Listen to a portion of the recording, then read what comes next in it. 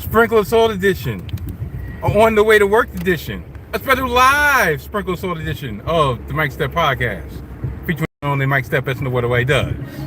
Yes, I decided to come on live to let the masses know my salty thoughts about last night's loss in the Boston Gardens by the New York Knickerbockers to the Boston Celtics.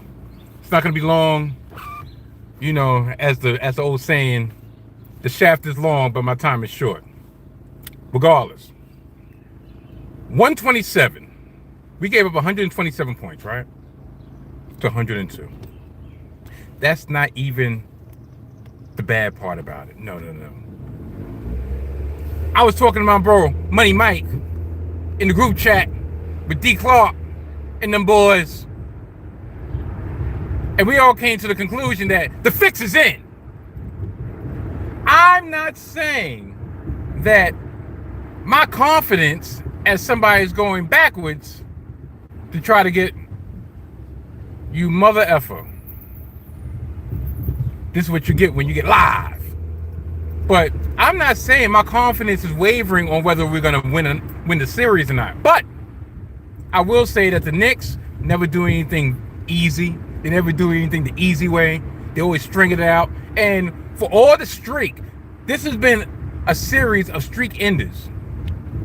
I think there was one stat, if I'm not mistaken, was by Don LaGreca, that we were 0-8 this season in games played on ESPN. We broke that streak in game 4. We were 7-0 or 8-0 on games played on TNT. We broke that streak last night. We have also been, 0 for forever, it seems like,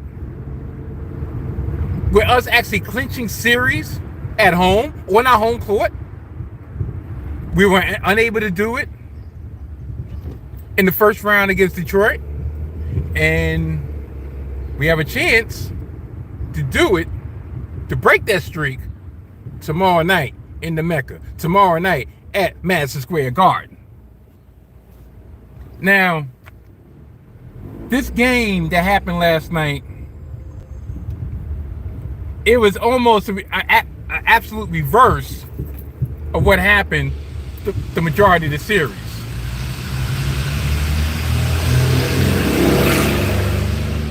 The majority of the series, we've been down close to double digits at halftime. Game 5, we were tied at 59. The majority of the series, we've been battling uphill all throughout the game until the third quarter, fourth quarter. Last night, we were up 8-9 points at points in the first half until we allowed them to go on, I believe, a 13-2 run to end the half. And then they came out in the third quarter with the energy, with the resolve that normally we had come out in the third quarter with. Another glaring stat, even though we attempted more free throws than the Boston Celtics at home, how the hell did Jalen Brunson get called for 5 fouls in 1 quarter? Is that a coincidence? It's a coincidence that, unfortunately, Jason Tatum ruptured his Achilles, gone for the rest of the season, gone probably for the majority of next season, if not the entirety of next season. Listen, prayers go out to him.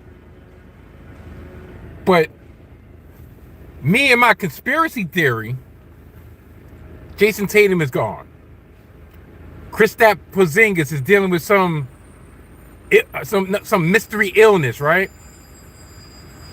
And we have Luke Cornett coming to game.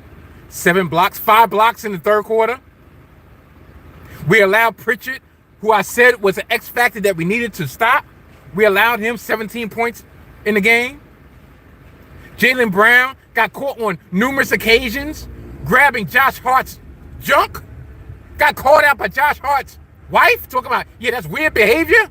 Yeah, it is weird behavior. Listen, I understand desperation. I understand. You got to do anything possible to stave off elimination, but grabbing another man's jewels in the heat of play should not be one of them. There's a man law. Can't go against the man law.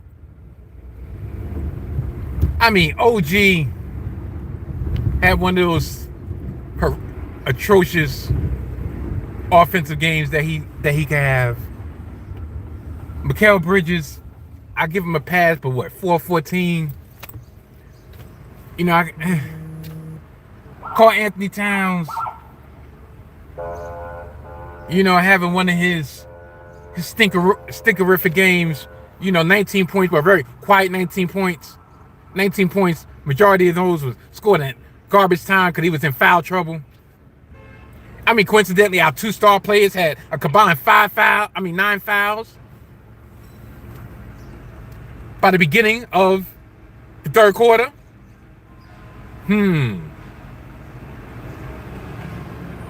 don't know. Can I say that Game 6 is a must-win? Yes, it is.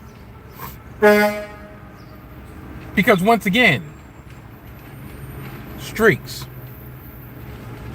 probability, streaks. What was the probability that we were going to win? We were going to go 3-0 in Boston this series. Probability was very, very minute, very small. What's the probability that we're going to lose 2 out of 3 home games in the second consecutive series in the playoffs? I would say the probability would be very small. And that's what comes down. That's what it comes down to. That's what Game 6 comes down to. Game 6 comes down to we have no margin for error.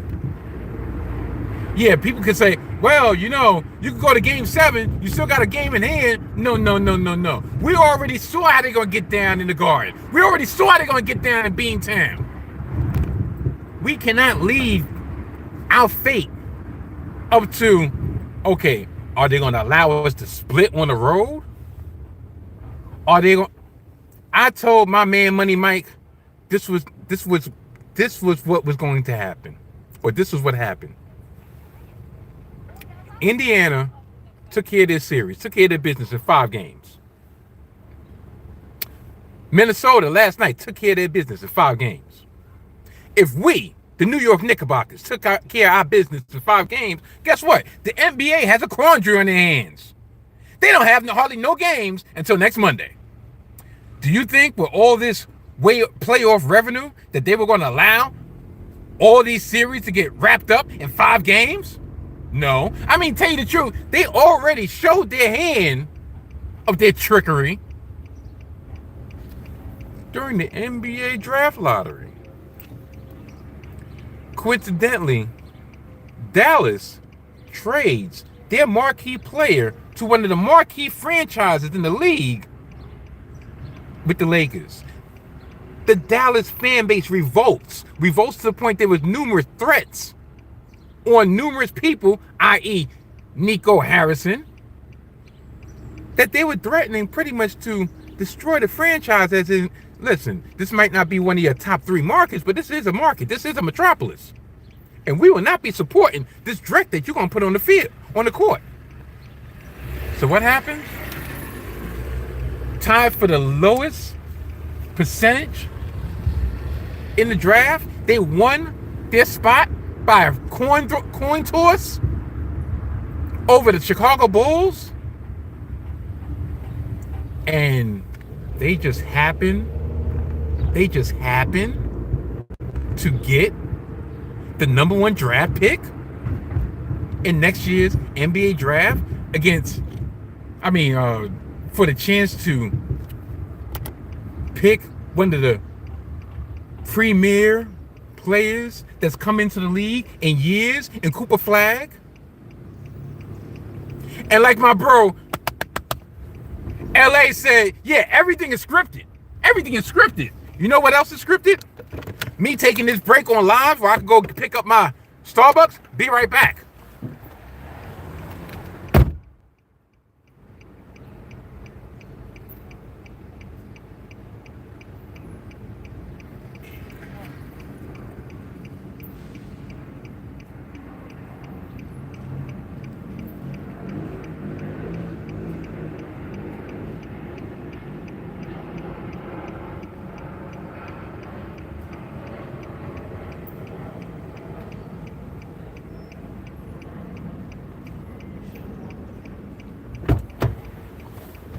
See, it wasn't that bad. Now I know my brother Cool is looking down on me, probably like, yo, Mike, didn't I tell you about that shit? Didn't I tell you about that shit? People don't like turning into a live and having blank air, blank space. I'm not no tangents now. But yeah, they already tipped their hat and let us know what they're all about. So, will New York get to the Eastern Conference Final? Will New York win Game 6? Will New York get to their first Eastern Conference Finals in 26 years? I say yes. I say yes. And we will be victorious in the streets. Well, not me, because I'll be at work. But they will be victorious in the streets of Gotham City in front of the Mecca tomorrow night. Yes. You want to know why? Because once again, even though we are the little engine that could, or should I say the little engine that can't, the little engine that, the prince that was denied, I'll look at it this way. Look at the remaining teams in the playoffs. You got either Denver or OKC, you got Minnesota, you got Boston, you got New York. And Boston is hobbled. So I would say, once again, the probability of the New York Knicks not only going to the Eastern Conference Finals, but getting to the NBA Finals is high. It's high. Like the rate in New York City. It's high. Gotta have faith. Now, before I get out of here, some people will want to know, yo, Mike, how come you only come on and talk about the Knicks when they lose? How come you don't come on and talk about the Knicks in their glory when they win? Well, it's quite simple. I don't want to jinx a good thing. If they're winning and I'm quiet, guess what? It's a good thing. I'm going to remain quiet. I'm superstitious in some ways. If they lose, okay, I can get my shit out, knowing that I didn't do anything to help them lose, and then we can clear everything up and get back on the way. So, like I said, Knicks in 6. Tomorrow night, Game 6 in the Mecca. Please, Stephen A. Smith, shut the fuck up and don't say not a word tomorrow. Tell you the truth, I know you're going to be in the building. I don't want you in the building. You're a Jinx. Jinx. Don't want you in the building. Don't want your fake fandom. Don't want your propaganda. Don't want nothing to do with you in the building.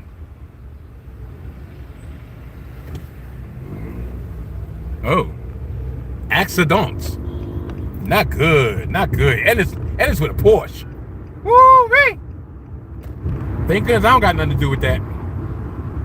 But yeah, we're gonna win. We're gonna win. Jalen Brunson's not gonna have 5 Jalen Brunson's not even a defensive player like that. And he got 5 fouls. As I do my infamous U-turn. He's not even a defensive player like that, and they got him trying to foul out. Listen, Josh Hart, OG, Cat and them boys, this is what you do. You make sure Derek White does not get off. You treat him like Jason Tatum. except he doesn't dribble as much. You put the body on Jaylen Brown. You make him pay for whatever he thought he was doing. Luke Cornett, put his skinny, bony ass to the ground. He got one out of people leaking off an elbow. That deserves reciprocation. That deserves retribution. And I'm not talking about the job squad in WWE either. I'm talking about true retribution. Look in my eyes. What do you see? The Knicks are beating the Celtics. I see your anger. I feel your dreams. We're everything they want to be. Oh, the Knicks are beating the Celtics. I said the Knicks are beating the Celtics. And when they are, and when they win, maybe I'll bless the masses with another live. Probably not, but it was worth a try. So, until later, remember, I ain't coming out with a new episode this week, but there will be on this channel, the YouTube channel of Mike Steph, another installment of Mike Steph WrestleMania Memories, going over WrestleMania 18, dropping tomorrow at 12 p.m. noon. High noon, that is. So until then, I'll check y'all later. Goodbye.